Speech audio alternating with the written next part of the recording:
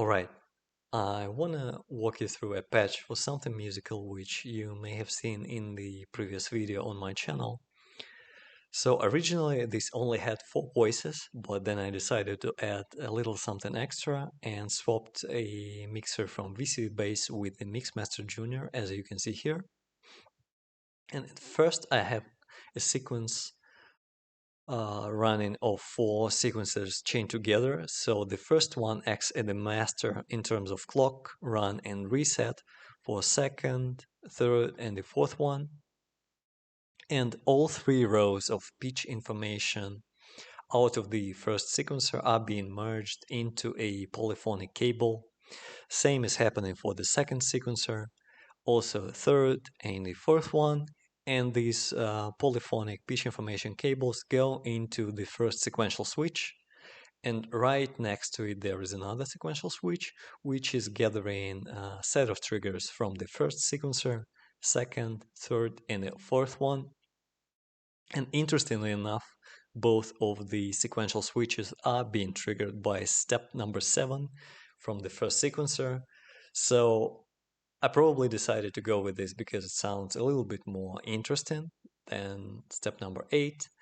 And out of the first sequential switch, pitch information is being split into individual cables, and they are going into a set of quantizers with the dialed in notes. And then these cables are being merged once again with another merge module. And finally, these cables go into first 2 voices, and here is the first voice, which is an oscillator from VCV Bass tuned at 94 Hz with a square wave and a set pulse width, going into an amplifier being triggered by quite a short percussive envelope, with the release time being slightly modulated by this LFO. Out of an amplifier, audio goes into a delay with a set time of 1.5 seconds, large feedback, quite dark delay, no clock information being fed. Out of the delay, audio goes into a low-pass filter with all of the controls mapped so I can play with them live. Filter cutoff frequency slightly modulated by the same LFO. Decided not to modulate drive, so here's how the first voice sounds.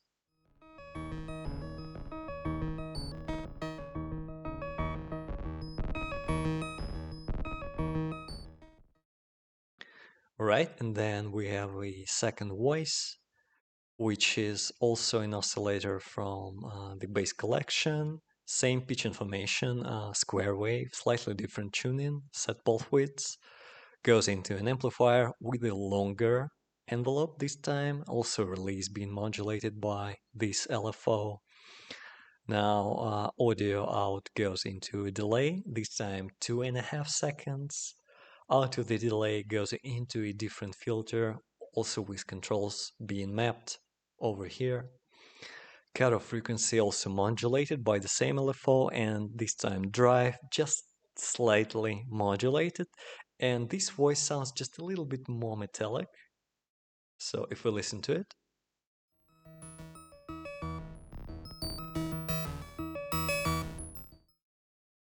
And if I play them both together, they may resemble something Eastern, as you may say.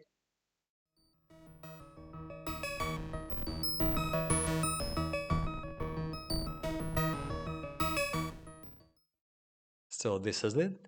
Next I have a third voice, which is kick over here. And it grabs a set of triggers out of the second sequential switch, which we have looked at before. It goes into, the set of triggers goes into mult module, and first out of mult goes into a random from VCV Bass, which has a decreased probability to around 50%. And our kicks are being triggered even less, so it adds even more trippy effect to already trippy set of triggers from the 4 sequencers.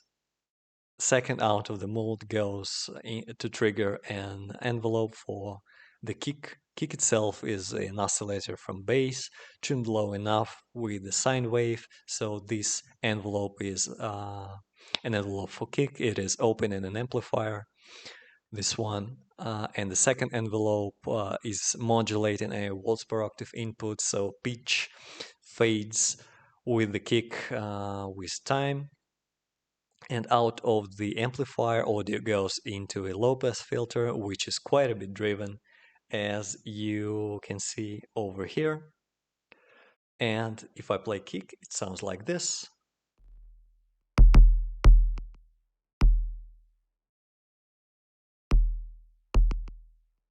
Now, it's not the best sounding kick. It's quite shaky and unstable, but what I really like about it is that it sits just right beneath those first two voices, so I don't really have to use any compression or ducking. And if I play it together with the first two voices,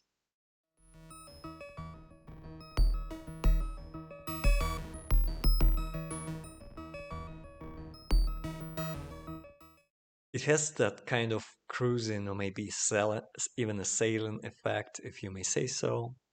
So then I have the fourth voice, which is down over here, and it has a different sequence playing. So these two sequencers act as slaves also to the first sequencer on the top, only with the clock run and resets. They are playing a different sequence, obviously, and pitch information is being merged once again with the merge module here for the first sequencer, also for the second one, and these polyphonic cables go into a sequential switch, this time being triggered by the step number 8, so they are playing a full 16-step sequence, and out of the sequential switch, pitch information goes into a split module. 3 individual cables go into another set of quantizers with the same dialed notes, so we stay in tune with the first sequence, and then cables are being merged into a polyphonic cable once again, which goes into a volts per octave of the voice. And here's the oscillator, which is the voice, almost the same tuning as the first two voices, also square wave, set pulse widths. This time it doesn't have an envelope and no amplifier. Audio goes directly into a low pass filter, which has a resonance dialed in the middle, not driven, and out of the filter it goes into a delay with the 1.5 seconds delay time, large feedback, and also quite dark. And this is how it sounds.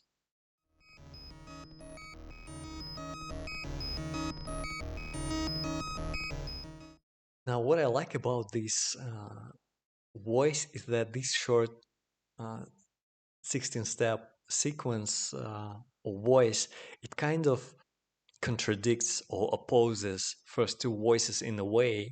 So if I play them with the same volume level, this fourth voice kind of shines through. So this is how they sound together.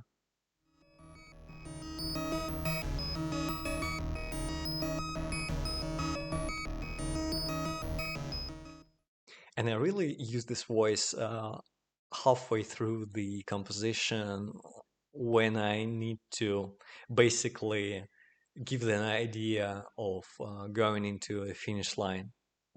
All right, so then goes the final fifth voice, which is right here. It doesn't have any information from sequencer except for a reset for an LFO. So this is basically an LFO which is giving me a long square wave to open this amplifier, and reset is being fed from the very first sequencer, so I can reset everything that is happening in my patch. The voice itself is the oscillator again, with the square wave and the set pulse widths. Now, I also have a set of quantizers here with the same dialed-in notes, but they don't receive any information from sequencers. They just give me that same chord, which is merged into a polyphonic cable, and it goes into a VCO. and then there is this large envelope which even visually kind of resembles a wave, if you may say so, and it is open in amplifier, so I can really get this wave to cover all of the voices which are happening in the patch. So let's really listen to it.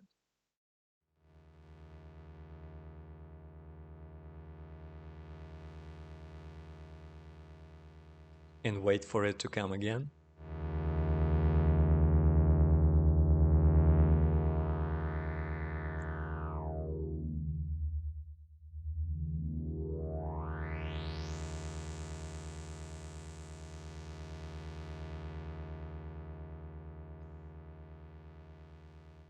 And this is how it sounds with the first voice.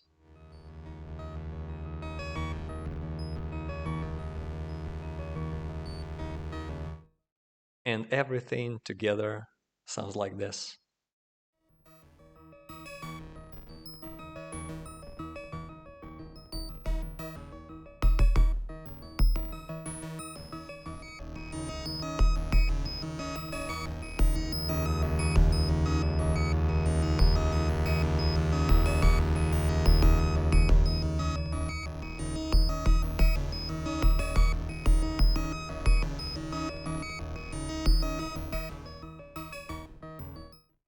All right, and finally, a set of additional LFOs, which actually give some modulation for the last fifth voice. It has a filter cutoff frequency being modulated by one of the LFOs. I decided to keep that and not really modulate a resonance or drive. And this set of LFOs with rescales in the bipolar mode added me just a little bit of stereo width for the first two voices, also a fourth one and a fifth one, and I'm not adding any stereo width for the kick. So yeah, this is pretty much it. Hope you enjoyed going through the patch with me, and thank you for watching.